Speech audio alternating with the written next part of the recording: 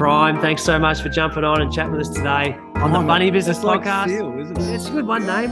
Do people call you Prime or Tom? It's Prime. Everywhere it's Prime. It used to be Tom or Baulch, but it's just, it's Prime everywhere now, which is, it's pretty interesting. Did you coin your own nickname? Well, you're a bit of a wanker if you choose your own nickname, aren't you? I don't think that's really allowed, but I came up with Prime. It used to be called Pandemic Training, so I wanted to keep the PT thing. So I just searched words that started with P, and Prime was what I landed on. I like that. So what, you just went on Google and just had a bit of a squiz and just sort of said, let's just make something happen? Words starting with P, and I had that many P's come up, and I had a few, there was a few other ones that were like purposeful or like, a few things, but I think, I landed on Prime. For me, it just encapsulated what I was going to start doing. So that's what I went with. You've just been doing some backflip. Season's just finished. How's the body pulled up? Well, it's pretty sore. The hammies were starting to get a bit tight towards the end of the year, and everyone's like, you've had a long year. You're probably due for a pre-season and off-season. I'm like, mate, I got to play again in 3 weeks, going up to NT. So you don't get much time off. What you're doing, I guess, as you might know, I do a little bit of content kind of stuff. So it keeps the content rolling and keeps you earning money, I guess, at the end of the day as well, because that's what you got to do.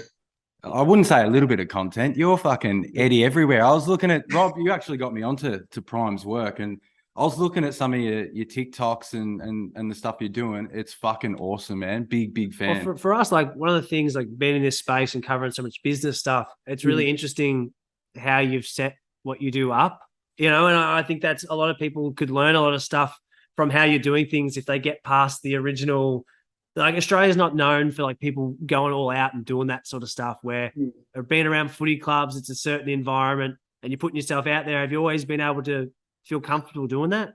Yeah, I think that I've always been a pretty out there and confident person, but I'm same as every male probably, even though some males are probably not that keen to admit it. I've gone through stages of not being as confident, and that's been, for one of my big things was I had really bad acne kind of through my teenage years, and that really stopped me from kind of putting myself out there a little bit. But as I started to deal with that and got over, a few other humps as you do throughout your adolescence, you grow up and start to just probably got to the age of 20, 21, and I was like, I don't want to be 60 and haven't done anything really meaningful with my life. So I said, what's the point of caring what, I went to a private school, and a lot of the time there, you got a lot of blokes there saying, don't do this, don't do that. So I probably got to a stage where I was always a little bit different and didn't really care what other people thought of me. But then I kind of just threw it all the window and just said, let's just do it. Let's just start posting on TikTok. Let's just start posting on Instagram, and whatever happens, happens.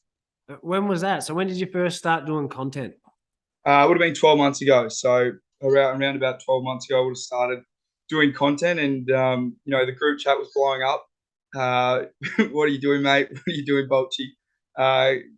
Starting to post all this stuff on TikTok, because even 12 months ago, and probably still now, a lot of people have, I guess, a few differing views on what TikTok actually is. They probably thought that, I was doing some dances or whatever people used to do on TikTok, but it's kind of grown now to be that main source of content, and you can kind of go into whatever type of content you want to do. So I was always fitness content for me, and something that I was always passionate about was fitness and sport training and training athletes and playing footy, I guess, as well. So you go through, you're playing juniors. I'm tipping you would have been a gun. Was the plan to get drafted and do all that sort of thing? Yeah, mate. I think everyone's got it in their head, don't they, that they're going to be on the MCG playing.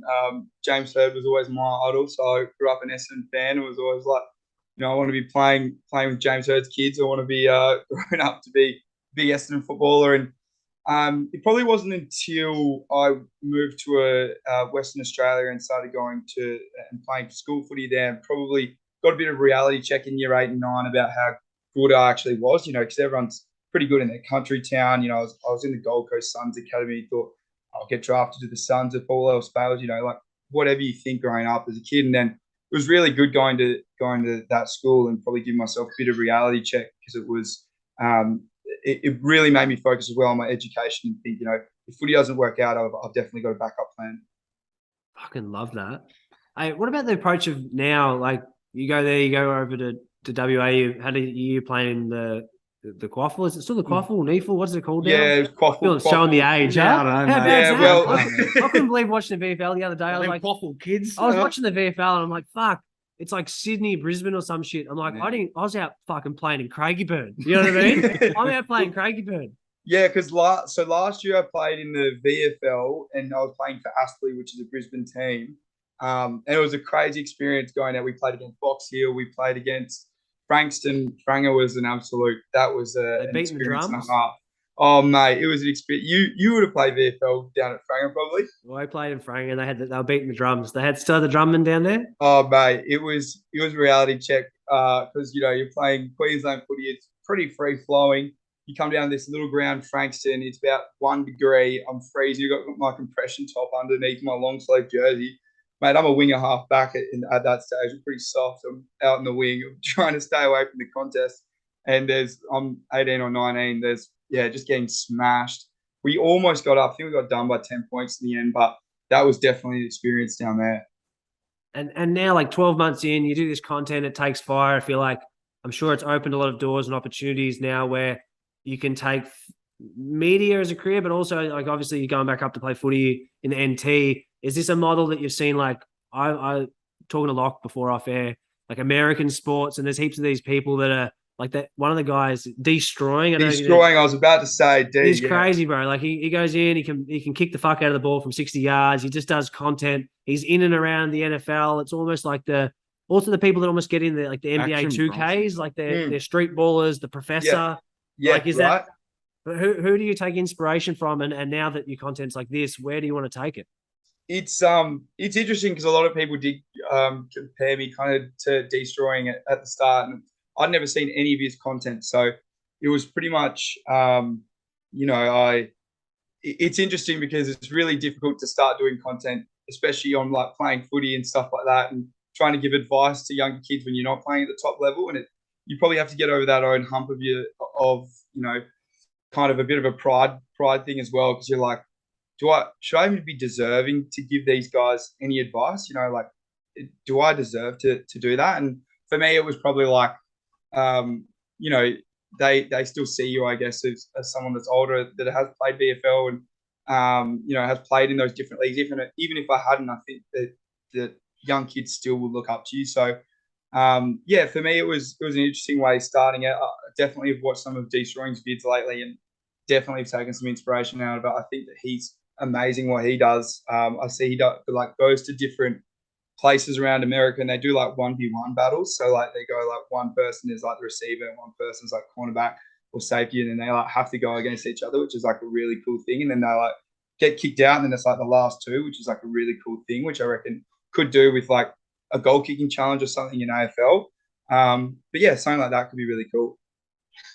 I seen earlier this year you did like a meet and greet. You just come down Yeah. and do a meet and greet. That would have been like, surely that blows your mind. Go from what you're doing, you build this audience, and all of a sudden you got people turning up and you're doing a meet and greet. That's fucking crazy. Man, it was crazy. It was honestly the craziest thing. And the funniest thing was afterwards. I'm good. I know some of the Collingwood boys, and after it was quite funny.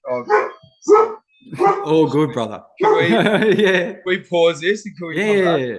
I've got someone here to we'll cut this out. Got a I'll be package, back. mate.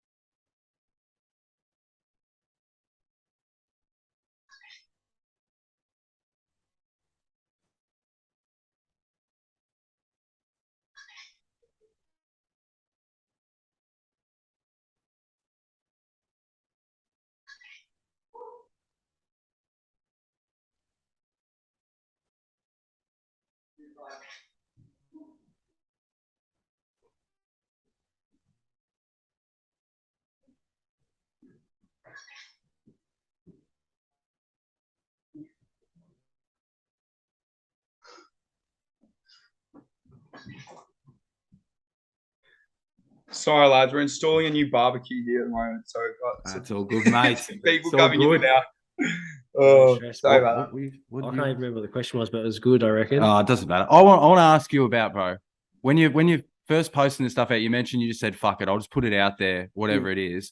When you first played the first game of the preseason or whatever like that, and you got people watching it and they whatever, did you expect that to sort of happen? How did you like prepare emotionally for that? Yeah, it's such a difficult thing. I think that at the start, I really just said to myself, if there's people actually coming to watch the preseason games, there's not many. There would have been like max 50 people coming to watch, and it's like, well, if there's 50 people that have made the effort to watch, I'm sure there'd be 500 that would watch it online, right? So it was like, what do you get out of what do you get out of not doing it?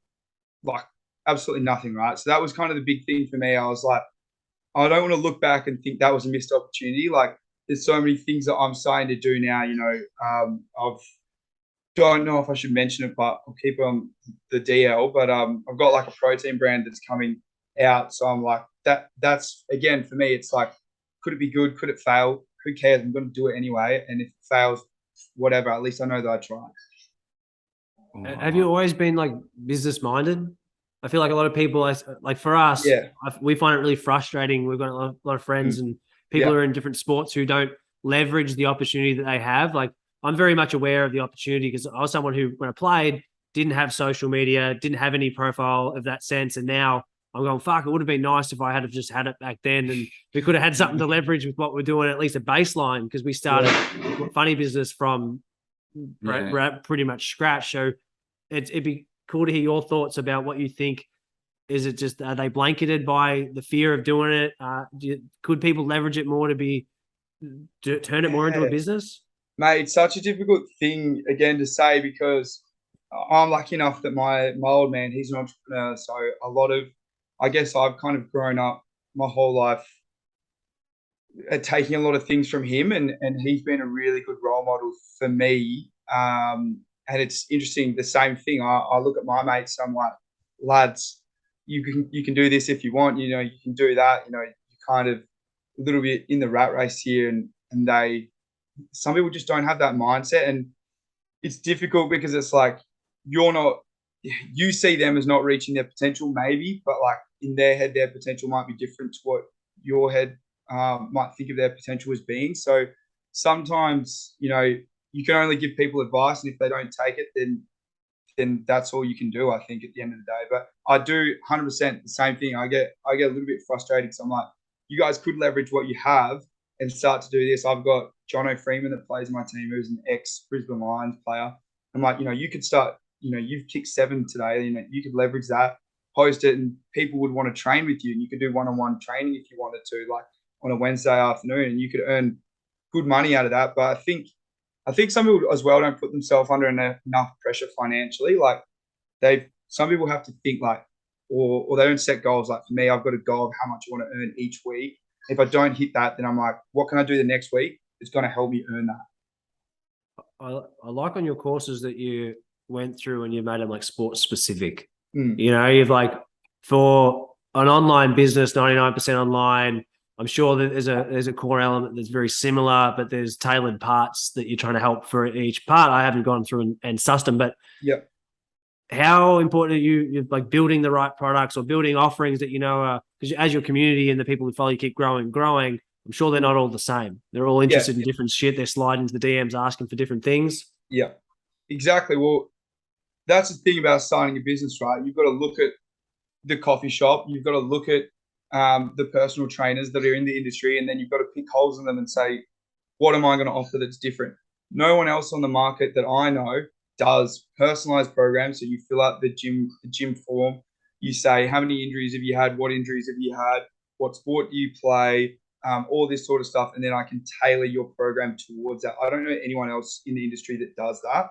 And I don't know anyone else in the industry that sells like a Gaelic football program. I've got a lot of people in Ireland that buy my GAA program, which is like, no one have any idea here. They have no clue. You get a lot of people that buy the ice hockey program in the United States, right? So it's kind of like, I was like, what isn't offered in this industry? Sport specific programs. I don't know anyone that does an AFL program that's like that's actually tailored and that trains AFL players. So for me, I just found a little gap in the industry and then leveraged it with professional athletes as well.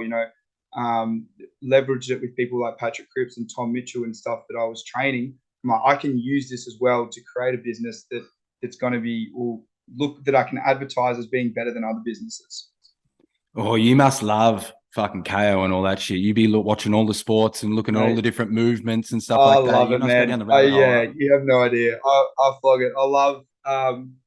I love soccer as well. I'm a big Premier League fan. I love my American sports. I love basketball. I love NFL. I'm always listening to podcasts and listening to Shannon and Skip all the time. I'm listening to just like any NBA podcast that I can listen to or any like talk show because as well, that's the other thing over there. It's just like it doesn't stop. The sport doesn't stop. So it's a really easy thing for me to give them a program because it's like the sport doesn't stop in America. So I'm kind of trying to bring that to Australia as well, like a little bit. Like if we can make cricket programs and AFL programs that kind of encapsulate Australia because we love sport, we love swimming, we love all that sort of stuff. So if I can start, there's things out there, there's talk shows and stuff, but like there's not really like a training regime. So like if you're watching Fox Footy, for example, you might learn a little bit, like a tiny bit, watching it, where to run, blah, blah, blah. But then there's a missing element of like how do pro athletes train. I remember when I was growing up and I was like, I want to train like these AFL players. I've got no clue how they train. No idea. I don't know what running they do. I don't know what gym weights they do. So I'm like, maybe that's what I can offer to young kids coming through the system. I like that. Yeah, it's bro. good, isn't it? What does a normal week look like for you? Coco, shush. So my dog That's all right. What's Coco? What breed? Coco's a Labrador. She's a protective dog. Coco, shush. Yeah. Shush. Sorry, lads. That's all right. A normal week for me would be I'm really big on getting up early in the morning. Like completely changes everything, I reckon. So if you're up at 5:30 in the morning, you're up before anyone else.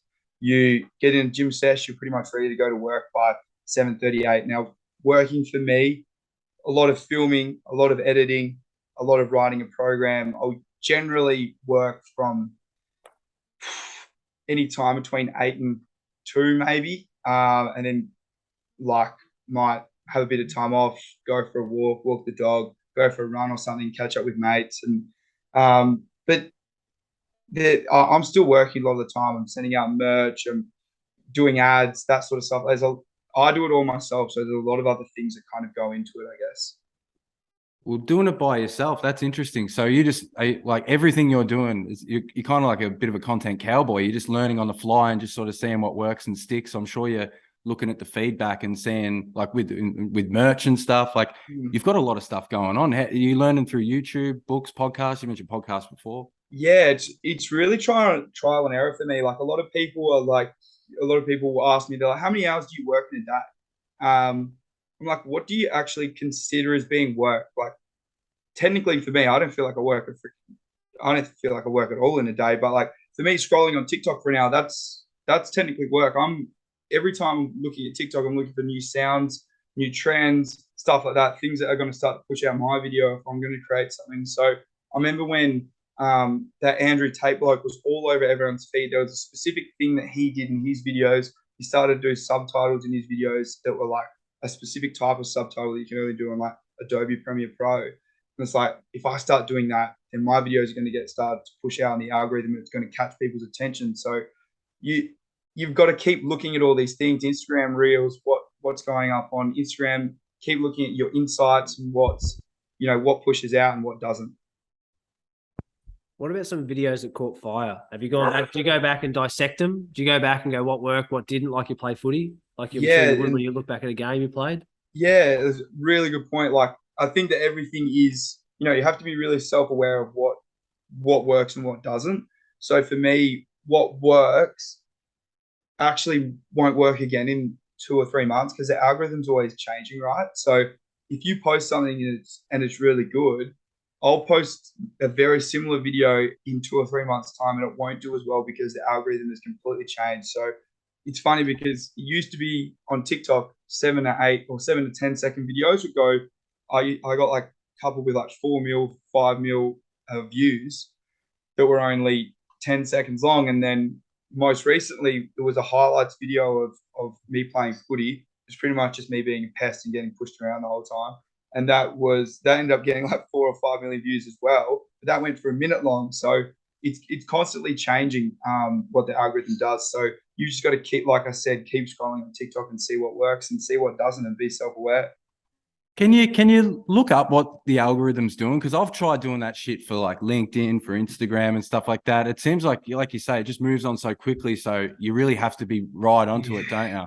Mate, it's impossible because you know what the problem is? The experts in the field have 0 followers. So like, who are you going to take advice from? Are you going to take advice from someone that has 0 followers, that hasn't become famous, thinks that they know what the algorithm does? Or you're going to take advice from someone that has 500,000 followers, like that don't really ever give out advice, because if they did, then everyone would probably have 500,000 followers, right? So you got to be very careful with what you're reading online, because a lot of the time they think that they're experts in the field. They don't have any followers, they don't have any likes, they don't have any viral videos. So how the hell would they know what the algorithm does? Did you feel pressure about having to get a kick on the weekend? Oh, like, I'm mate, sure if you turned up and you played You like have no idea. shit, it would be the worst.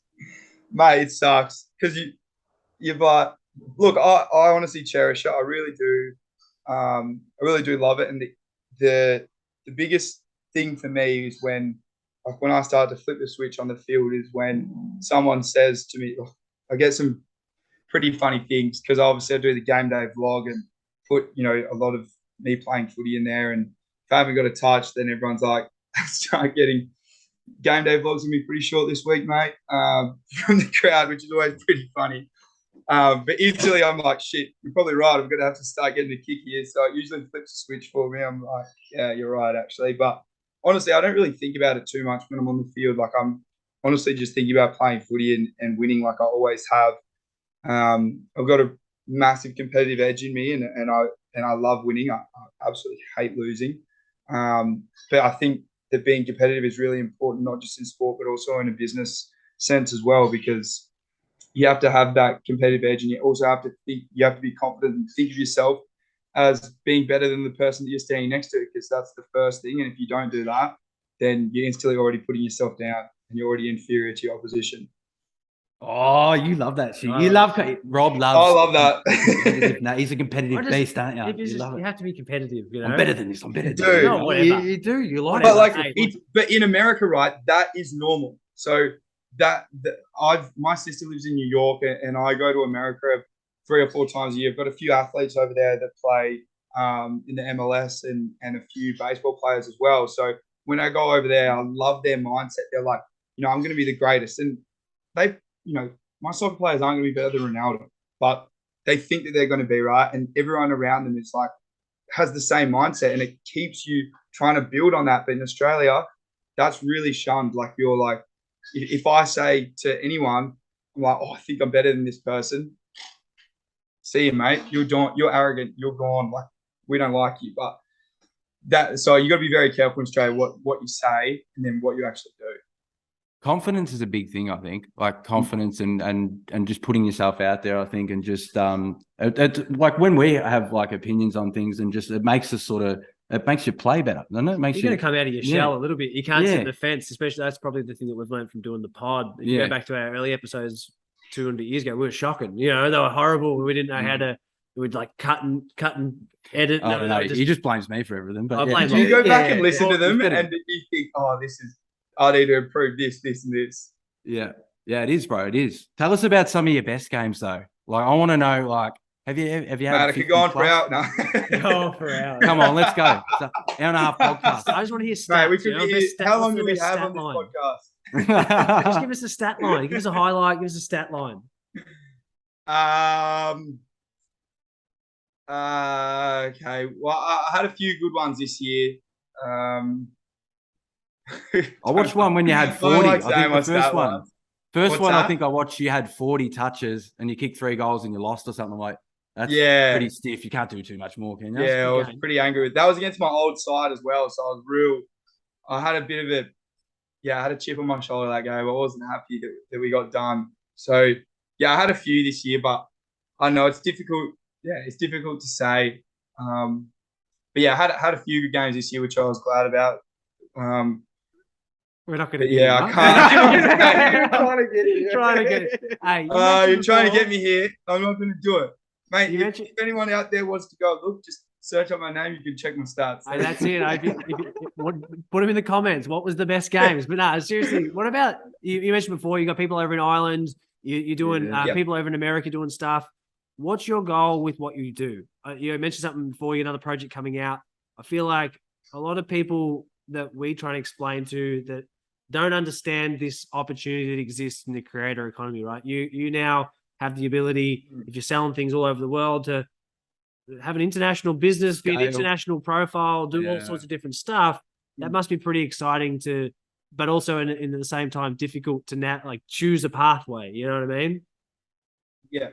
Yeah, 100%. And something for me that I've always been massive on is having goals and having a 2-year goal, having a 3-year goal, having a 4-year, 5-year, 10-year, whatever it might be, and reminding yourself of them pretty much every day. So I write them down every morning about what I want my goals to be, and they might change because I might reach one earlier, or I might be further away from one, whatever might happen. But what I think that I've got 2 spaces that I can really start to attack, and the first one's probably the AFL thing, and next year just continuing doing those game day vlogs and stuff, which have been they've been great for me, but they've also been great for a lot of people watching them. There's a lot of education involved, and I think that that's a really, really big thing for kids coming through. No worries, mate. And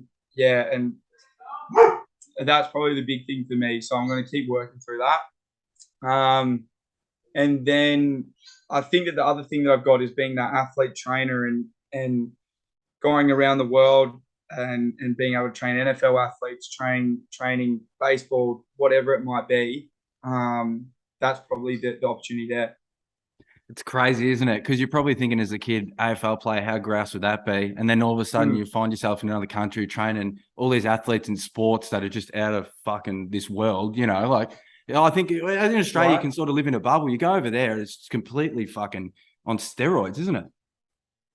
Oh, mate, so my sister, she's younger than me, but she was lucky enough to get a rowing scholarship. And so we went around and toured some of the facilities over there in America, some of the colleges. And like you said, it's on steroids. Like they had one gym, 52 squat racks in one gym, which if you can just imagine just like how big that is. So every player had their own squat rack, which is just like stupid. That is just ridiculous. And then it was pretty much it was almost like a Superdome, like an MCG of a gym, pretty much. That's what it was. So it was one of the craziest things going over there and experiencing that and thinking. I think that one of the biggest things that people can do is travel and immerse yourself in different cultures, because, like you said, Australia is a bubble. It's a small thing compared to what opportunities around the rest of the world. So you really have to get out there and see what's going on to actually know and understand how much bigger the world is, and don't get caught in this little bubble because there's so much bigger things going on out there. Hey, our part in the show, Heaps Normal, non-alcoholic beer. The question we ask all our guests is, what's your version of Heaps Normal? What's the thing you turn to when you're looking to get some energy back in your life?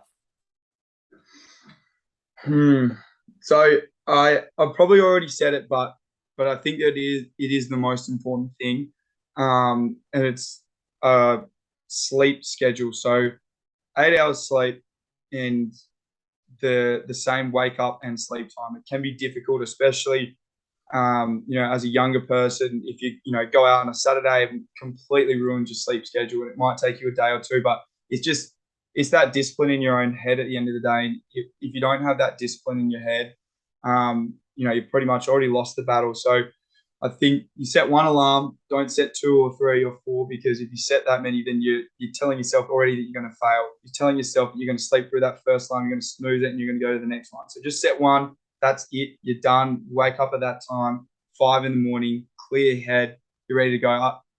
I cannot like tell people how important it is to sleep and get up early in the morning. I don't care if you get 6 hours sleep or 4 hours, get up at 5 a.m. It'll completely change your life. I'm going to go, can you come and talk to my 9-month-old baby daughter and just tell her dad needs 8 hours straight sleep, you know? If he doesn't get 8 hours sleep, he's going to be shit for the week. So Oh, if you mate, could come give her a stern word, if you give her a stern how word, I'd naive really of appreciate me. it.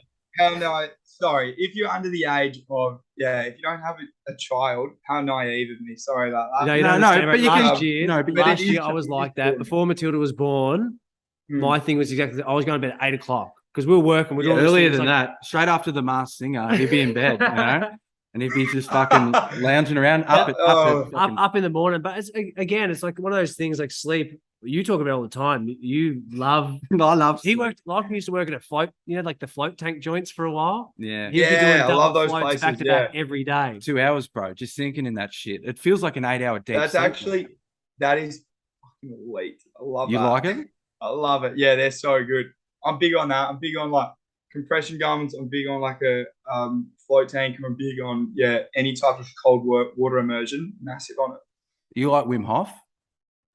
I actually do, especially in the winter when you have to try and get into the bloody ocean here. And I live right next to the beach. It's like that cold. Couldn't imagine being like Melbourne or something. But I'm moving to Melbourne in a week, 2 weeks, which is exciting. So that's also the opportunity for me. Like down in Melbourne, there's so many content opportunities down there. We're going to have a little bit of a content house, which again, I think is one of the first time in Australia you've really seen a house of kind of all people together that are kind of doing the same thing, which is going to be really exciting. Yeah, because that's cool. Because you did sign to a management company, didn't you? Yeah. Yep. Yeah. So the management company as well was probably a thing that I've had a lot of brands come to me and are like, can you do this, blah, blah, blah. And then there's a lot of back and forth, how much, like, I don't know how much to charge people as well, because I'm so new to this stuff. Like, I don't know how much I'm meant to charge people. I don't know, what the industry rates is but I don't know any of that sort of stuff. So it was really easy when a management team came to me, and then pretty much now they just give me the concept. They tell me how much they're going to pay me, and then I'll just say yes or no. So it's much easier for me to do it that way. How long are you going to be in Melbourne for? Probably a year or two at least, I'd say. There's a lot of things I'm really keen to do next year with content, especially on YouTube. I'm going to start doing kind of almost like what that James Corden bloke did. How he did that like carpool karaoke kind of thing, but like with my athletes. Then we'll go to the gym, we'll do a sesh, then we'll come back and have a protein shake or something, and then drop them off home. But we won't actually sing because I'm not a good singer, so we'll stick to going to the gym and having a chat. Bro, I love this shit because this is what people are dying out for. You know what I mean? It's like literally, what do you want to watch? It's like you love surf content, I think, for that exact reason, don't you? You follow along for the day, you see exactly what they're doing. Like I'm looking at stuff that my missus watches, and it's like vlogs on people's like what they do throughout the week. People are just interested. They want to know what's going on. Bro, like I've never watched a vlog in my life, which is why I was so I kind of was like, I don't watch YouTube, so no one else does. I don't watch vlogs, so no one else does. And then when I started posting, people were like really interested, and I was like, there's definitely a market for this. Oh, mate. And it's fun. You know what I mean? It's like a fun life. And I think like you can't underestimate that. Like there's so much seriousness and shit out there. And if you can, like your whole thing is bringing the vibe and doing that, like you really can't go wrong. Your bad days aren't really that bad, are they? Because you're in the right frame of mind. You got the right people around you. And it's been so fucking cool, man. The fact that you do it all yourself. I don't know how you film yourself while you play footy. You got the drone thing in the pocket. I don't know, but I've got the I pay a videographer to come and film, which is very good. I don't think I'm gonna be able to do that up in the NT. I might just have to like screen record but they all get filmed anyway. So but yeah, I'll probably anyway. The getting a videographer and stuff is pretty expensive, but she does all the editing and stuff as well, the vlog. So again, that's another stress off my shoulders, so I can kind of just focus on writing programs. I'm keen for some behind the goals running patterns vision. Give us some running patterns. Bit of tick lead. Hey, before we let you go, we're getting to the pointy end of the year. What can we expect to see from you? You mentioned going up to NT to play footy. What else is on between now and Christmas? Yep, great question. We've got so like I said, we're going to go down to that content house. I'm going to bring a lot of I love my cricket, so I'm going to bring a lot of firstly backyard cricket. Hopefully with a couple of beers in hand, non-alcoholic, of course, 0% ones. And we'll just be bringing some of that content, so which would be very, very exciting. And then, like I said as well, bringing a lot of content around kind of some more chats with some pro athletes, with just some day to day. Maybe as well, something that I do want to bring in is some chats with some people that didn't make it or that were in the industry and then out of it as well, to give especially young athletes that focus on education and there's other things as well to your life if you don't make it forever in the footy space or in that whatever soccer, whatever it might be, that you have to have backup plans and you have to be focused on other things and have good relationships with people. Oh, man, it's been so nice to meet you, and thanks so much for being so open. This has been a sick chat. You're a legend, guys. I really appreciate it. Anytime.